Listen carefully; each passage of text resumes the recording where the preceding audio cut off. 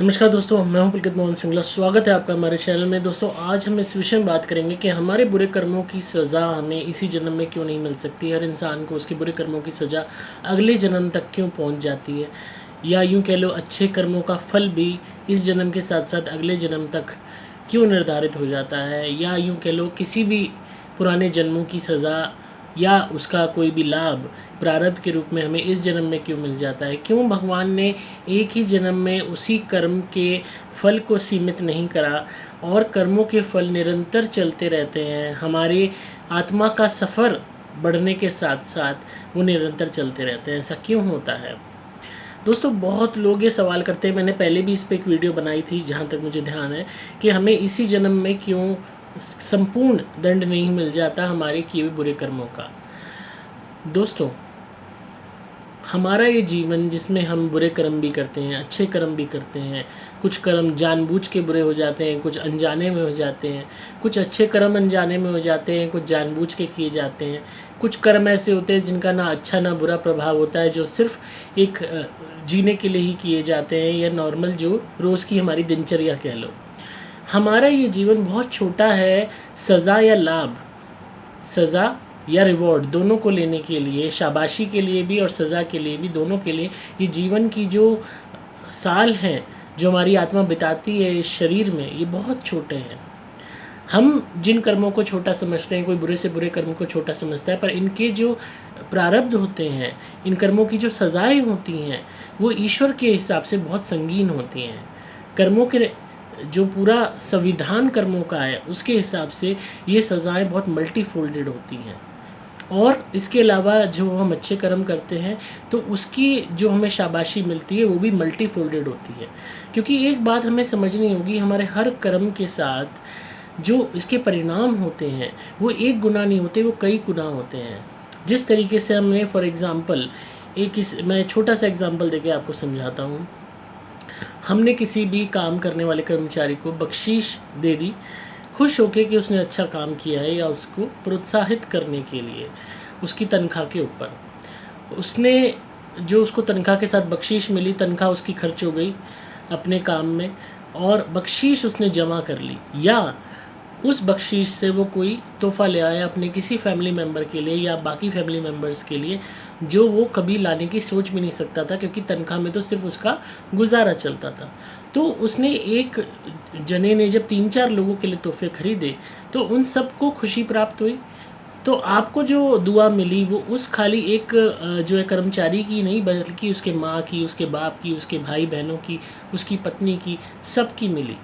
तो वो दुआएं जो इकट्ठी होकर आपके पास आईं, आपको तो सामने से दिखाई दे रहा है सिर्फ वो एक कर्मचारी, पर जो दुआएं और आशीर्वाद आपको मिले वो कई लोगों द्वारा मिले, क्योंकि उनके सपने पूरे हुए, उनकी ज़रूरत पूरी हुई, उनकी आत्मा को शांति मिली, उनको अच्छा महसूस हुआ उस भौतिक सामान का उपयोग करके, मिठाई खा के, या कुछ भी उन्होंने जो भी वस्तु उस बख्शीश से खरीदी, तो उनको एक जीवन जीने में आनंद आने लगा। तो उन्होंने आशीर्वाद दिया आपको, और आपको नहीं पता, आपके हिसाब से सिर्फ आपने एक बंदे पे मेहरबानी करी है, पर आपके द्वारा कई लोगों का भला हो गया। उन सब की जो आशीष है वो आपको मल्टीफोल्ड होके ऑटोमेटिकली ही मिल गया। एक की जगह कई लोगों का आशीर्वाद मिल गया, जो एक सत्कर्म के रूप में जोड़ा गया, और उसके कई अच्छे परिणाम आपके जीवन में आने के लिए तैयार हो गए।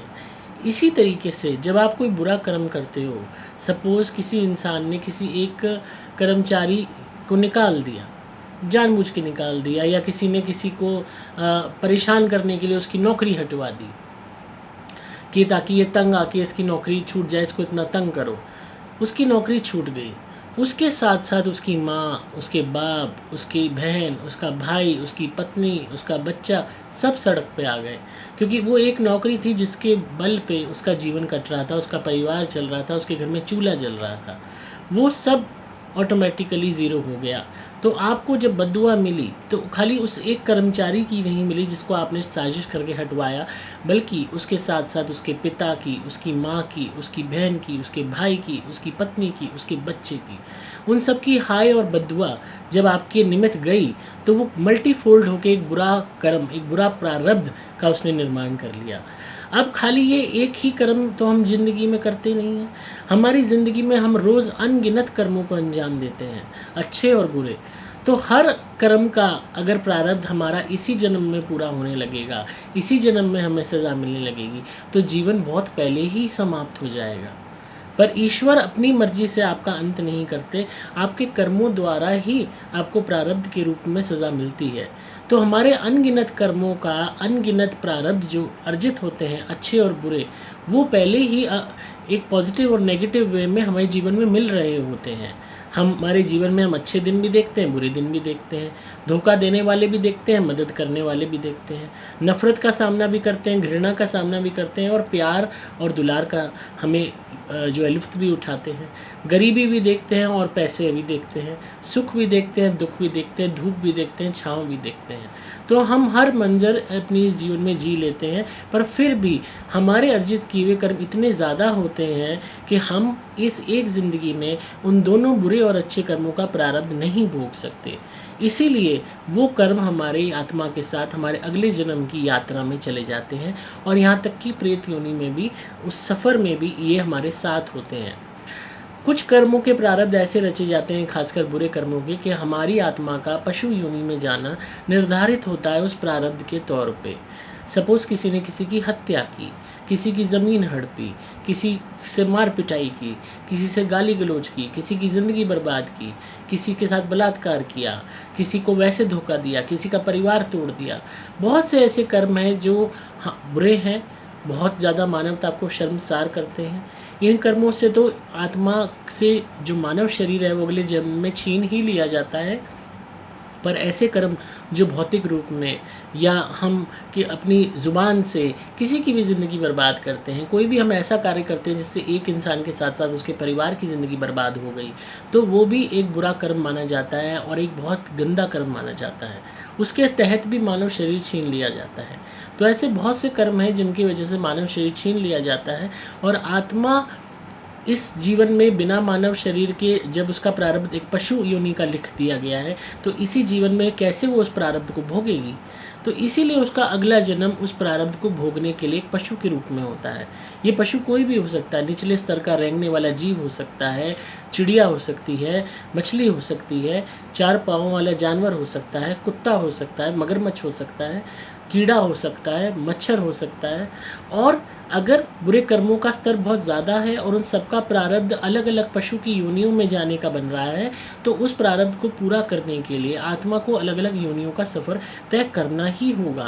फिर वो इसी एक जीवन में यही नहीं एक्सपेक्ट कर सकती कि मुझे इसी जीवन में सभी कर्मों की सज़ा यातना मिल जाए या सभी अच्छे कर्मों का फल मिल जाए, क्योंकि ये मुमकिन ही नहीं है। हमारे जीवन का समय आज के टाइम में तो और भी आयु लोगों की कम होती जा रही है। 50 साल, 60 साल, 70 साल, 80 साल तक भी बहुत बड़ी एज मानी जाती है। पहले के ज़माने होते थे जब लोग 100-100 साल जीते थे। आज बहुत कम लोग होते हैं जो 90, 95, 100 पार करते हैं। तो ये समय भी थोड़ा माना जाता है उन सभी कर्मों के प्रारब्ध को भोगने के लिए।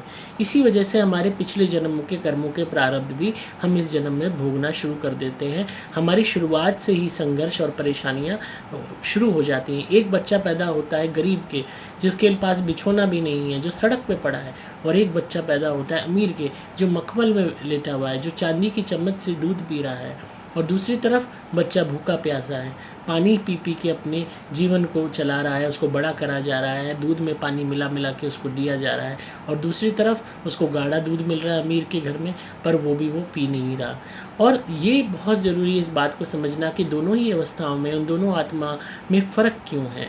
एक उन्होंने पैदा होते ही तो कोई बुरा कर्म नहीं कर लिया होगा, और उसने पैदा होते ही कोई महान कार्य नहीं कर लिया होगा कि वो अमीर के घर में हो गया और वो गरीब के घर में। कहीं ना कहीं पिछले जन्मों के बुरे कर्म हैं, जिसके कारण प्रारब्ध के रूप में शुरुआत से ही प्रारब्ध शुरू हो जाता है, आत्मा का सफ़र शुरू हो जाता है प्रारब्ध को भोगने के लिए। और ये जो अवस्था है कि हमें इस जन्म में पता नहीं होता कि हमारे कौन से बुरे कर्मों का फल हम भोग रहे हैं, और हम परेशान होकर कहते हैं हमने किसी का क्या बिगाड़ा था जो हमारे साथ बुरा हुआ है। ये अवस्था आनी क्यों ज़रूरी है? ये अवस्था आनी इसलिए ज़रूरी है ताकि हम इस बात को समझ सकें कि अगर अब हम किसी का बुरा करते हैं तो इस अवस्था की पीड़ा हमें दोबारा झेलनी पड़ेगी, जो आज हमें झेलनी पड़ती है। ये सबसे बड़ा दुखदाई होता है, ये झेलना कि तुम्हें मारने वाला कौन है तुम्हें ये नहीं पता, पर दर्द तुम झेल रहे हो, उस वार को तुम झेल रहे हो। इसी तरीके से तुम बुरे कर्मों को झेल रहे हो पर तुम्हें पता नहीं कि किस गलती के कारण झेल रहे हो। ये सबसे बड़ी पीड़ा देता है, और यही पीड़ा आपको तड़पाती है। आपकी आत्मा के लिए ये ज़रूरी है ताकि आप सही गलत का फ़र्क समझ सको, अपने कर्मों को सुधार सको। पर मानव माया के चक्कर में इतना पागल हो चुका है, हवस और लालच के चक्कर में इतना पागल हो चुका है, जलन के मारे इतना पागल हो चुका है कि वो क्षण भर के लिए परेशान होता है, दुखी होता है, अपने आप को कोसता है, भाग्य को कोसता है, पर इस बात को एहसास नहीं करता, इस बात को रियलाइज़ नहीं करता कि अगर उसने इसी तरह बुरे कर्मों करता रहा या करती रही तो उसको यही अवस्था दोबारा झेलनी पड़ेगी, जब वो आत्मा मजबूर हो जाएगी आपकी ये कहने को कि मैंने किसी का क्या बिगाड़ा था जो मेरे साथ ये बुरा हो रहा है। तो मुझे उम्मीद है आपको आज की वीडियो पसंद आई होगी, और जिनका भी सवाल था उन्हें जवाब मिल गया होगा। इसीलिए हमेशा से कहा जाता है अपने तौर पे कोशिश करो कि आपसे बुरे कर्म ना हो, अच्छे से अच्छे कर्म करने का प्रयास करो, इस जीवन को बेहतर बनाओ, इस जीवन को सफल बनाओ। वो जब ही होगा जब आप अच्छे कर्म करोगे। पैसा, दौलत, गाड़ी, महंगे कपड़े, इश्कबाजी, सुख, इस सब से कुछ हासिल नहीं होता। सिर्फ ये भौतिक ज़रूरतें हैं जो हमेशा बढ़ती जाती हैं, और नफ़रत, जलन, दुश्मनी, इससे भी कुछ हासिल नहीं होगा। सिर्फ पाप कर्मों को आप अर्जित करके भौतिक शरीर से, इस मानव शरीर से हाथ धो बैठोगे और पशु स्तर की योनियों में आपकी आत्मा पहुंच जाएगी। इसलिए इस जीवन को सफल बनाने का सिर्फ और सिर्फ एक तरीका है, वो है अच्छे कर्म। तो आई होप आपको आज की वीडियो पसंद आई होगी। तो इसी तरह सुनते रहिए, प्यार देते रहिए, सब्सक्राइब कीजिए चैनल को ताकि आपको पारलौकिक और आध्यात्मिक दुनिया का ज्ञान मिलता रहे। अगर आप किसी भी भूत प्रेत ब्यादा से परेशान हैं, कोई भी नेगेटिविटी है, कोई भी ब्लैक मैजिक हुआ है, तो आप मेरी धुनी मंगवाइए, सुपर प्लैटिनम या सुपर स्पेशल एक्स्ट्रा घर में जलाइए, आपको कमाल के रिजल्ट्स मिलेंगे, आपकी हर परेशानी दूर हो जाएगी। आप उसके अलावा मेरे द्वारा अभिमंत्रित कवच या लॉकेट धारण कर सकते हैं अपनी रक्षा के लिए। आपको सिंपली मोबाइल नंबर 8130331007 पे व्हाट्सएप मैसेज या कॉल करना होगा। डिस्क्रिप्शन में आपको डिटेल्स मिल जाएंगी। मैं हूं आपका दोस्त पुलकित मोहन सिंगला।